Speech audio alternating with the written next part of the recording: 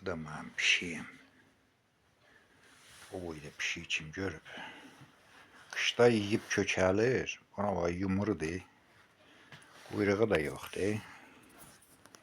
Bunun cinsi belədir. Quyruqsuzdur. Quyruq bir tane balaca quyruğu var.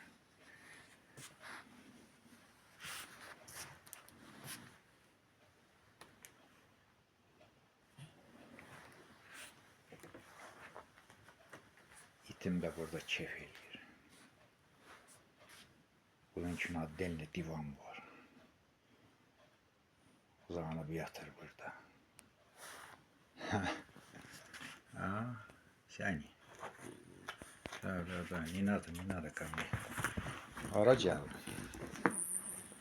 Vay.